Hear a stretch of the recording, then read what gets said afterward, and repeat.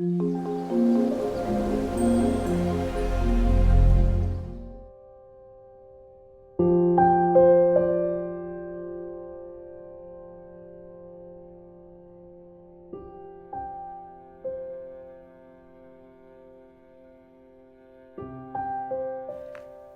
everyone, and welcome to Limitless Palette here on YouTube.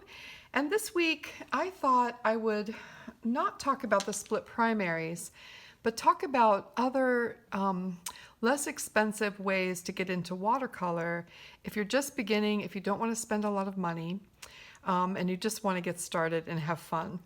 And even use these paints for the Artists for Everyone projects or anything, any of the watercolor lessons. So it's also really fun to have less expensive watercolors to play with and to just do some intuitive work and just have other sets. And if you're anything like me, I'm really inconsistent with the watercolors that I use. I love watercolor, and so I collect all different kinds. And some of them are expensive and artist grade. And I also buy a lot of handmade watercolor, which is my favorite thing. But they're also expensive. And, you know, if you're just beginning, you might not want to put out the money right away. So I wanted to show you 3 different sets of watercolors that I've collected that I really love and I use all the time. I use them often, especially for intuitive work and just for fun and playing around. So the first set I want to show you is made by Prang. And these are basically student watercolors. A lot of schools use these for kids. And believe it or not, this was the first set of watercolors that I had. I bought a new set because I used the first one up. But this was the first set that I had. And they come like this. They have 16 colors, and they're really beautiful and vibrant. You can replace the pans. They're sold individually if you want to do that. But what I love about Prang is that they're fairly transparent. They're really vibrant and they mix well, and I can do quite a lot with these colors. So I wanted to show you some of them and how I would choose a split primary palette from this set. So they are mixable. They're fairly transparent, so you can use them that way. It's not perfect. They're not going to be a perfect split primary palette, but you can get pretty close. So the first thing I want to show you is this yellow. And it's really the only yellow in the set, but I have another thing that I do for the warm yellow. So the pure yellow here, I'll just swatch it out for you, is it's a really nice transparent bright yellow, and I can use that as a cool yellow. Now, for a warm yellow, which leans toward orange, there's actually an orange in the set, and you can use that as a warm yellow. Okay, it's fairly like a new gamboge, a little bit more orange than a new gamboge, but you can use it as a warm yellow. The Prang sets, you can buy them on Amazon or most art supply stores for about, I want to say $6 for 16 colors, which is a really great value. So for the warm red, they have a color called red orange. And this is what I would use for my warm red when using this palette. So it's a little bit more orange than a transparent pyrrole orange, but it does suffice. Okay, nice and transparent. For a cool red, there's this one over here, and it's just called red. But it's nice and cool. It has a pink cast to it, so it leans toward blue.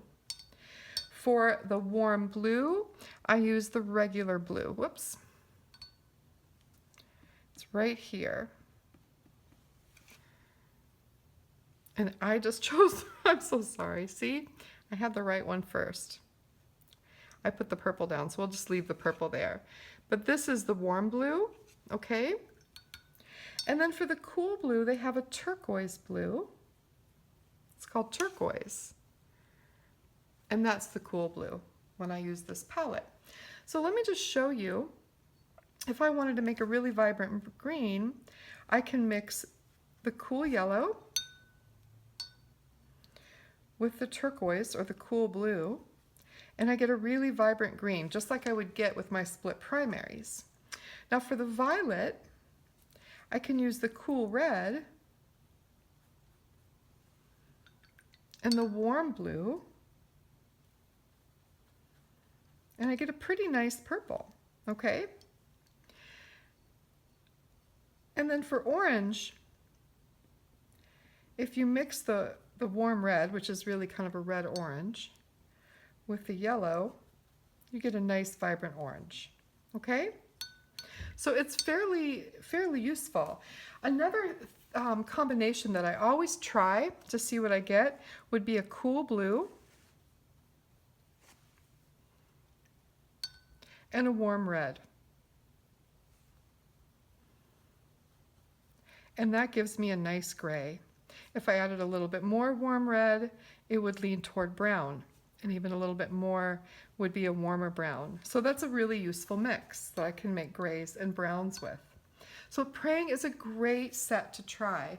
They don't really granulate, but they do interesting things. So if you charge water into them, they will create blooms, which is really nice, and they dry with some interesting edges. So they're really fun to play with. I use them frequently when just trying out ideas and things like that. And in the long run, when you can use them as your regular watercolors until you're ready to purchase artist grade paints or handmade paints. But you can also use them to try out and just do a bunch of thumbnails and try out ideas without having to use your more expensive paints. So you do save money that way as well. So those are the Prang watercolors. These are the half pans in a set of 16. Okay? So the other set that I buy, this is like my third set of these. These are called Angora watercolors. And I got these on Amazon. I want to say there's 36 colors in here. They're really beautiful and vibrant. I won't say that they're as mixable as the Prang, but they do give some interesting effects. And I use these a lot on Yupo paper. I love them on Yupo paper. They're so vibrant and the colors are really interesting. So I just want to show you a few of them. This one here, this yellow, and I want to say for 36 it was like $7 on Amazon. So here's a really nice cool yellow. This would be a warm yellow. Beautiful. Nice and vibrant. The warm red is a little trickier. There really isn't a true warm red.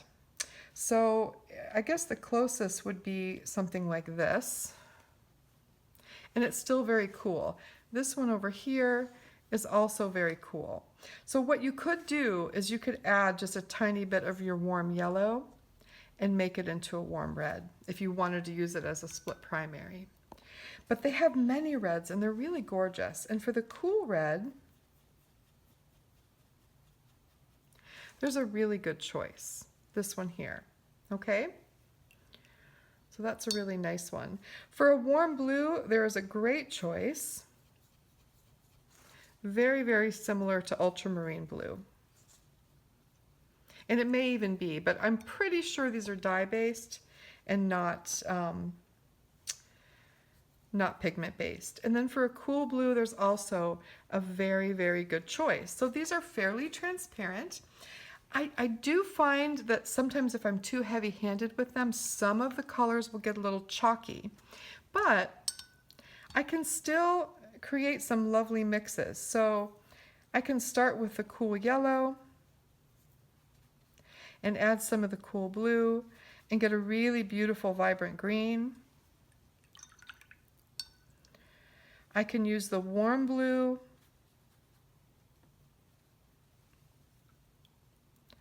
and add some of the cool red and get a beautiful violet, a little more cool warm blue. Beautiful, beautiful clear violet. Many, many choices to make orange. And if I use my cool blue with maybe one of the orange colors, Yeah, see, not quite enough. So that's the one thing it's missing. It's really missing a warm red, and it's really hard to mix those beautiful browns without that warm red. You could use something like warm blue with like a burnt sienna color, but it still leans toward violet. Okay, so that's something it's lacking. It really does not have that warm red. But you could also take, if you needed a warm red in your paintings, you could take some regular red and add some warm yellow to it and get a fairly warm red that you could then add some cool blue to and start to get a gray. So again, they don't mix as well as the Prang, but they're really fun. And because you have 36 colors to choose from, it's great fun. I mean, the greens are really, really lovely. And they have some nice grays and browns. Like this gray is really pretty. And then this color, I love this color. I don't even know what to compare this to, but it's just beautiful. So many colors to choose from. Really, really fun to play with. So those are the Angora watercolors. I got them on Amazon. They're made in Germany. They're non-toxic, probably dye-based paints in 36 colors for around, I mean, I know I didn't pay more than $8 for these. So really, a really great value. At the same time, when you search for Angora watercolors, you may see a set like this. Unfortunately, there is no name of any company on this set anywhere, so I have no idea who makes them. But they have this little circle on top, so you can actually mix colors in the lid. Very, very similar to the Angora watercolors, just different colors. So I bought both, so I had both to play with. And these are even less expensive than the Angora. I want to say like $6 for 36 colors. The blue in the blues are absolutely stunning. I mean, really, really gorgeous. Some beautiful, rich, dark greens, like almost brown green. So this is a really, really fun set to play with as well. Great, great colors to play with.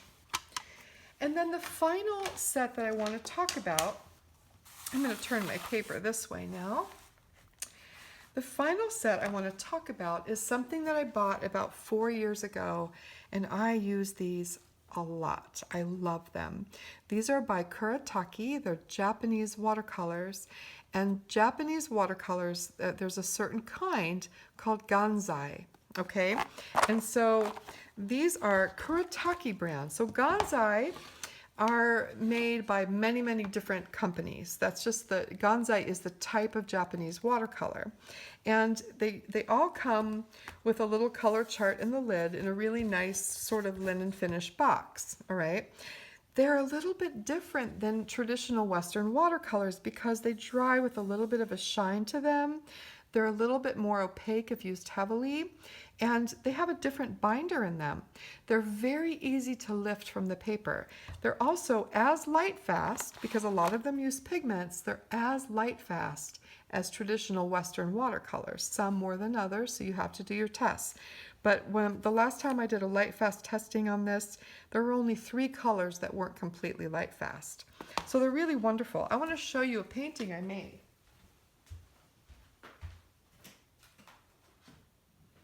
They're really wonderful to use and to mix. I painted this goldfinch with the Kuretake Gansai watercolor. So you can do really fine work with these.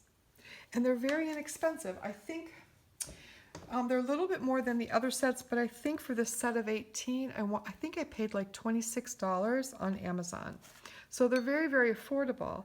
And the colors, they come in these little plastic dishes. They're really big. So if you look at this compared to a half pan, I'll show you a half pan of watercolor.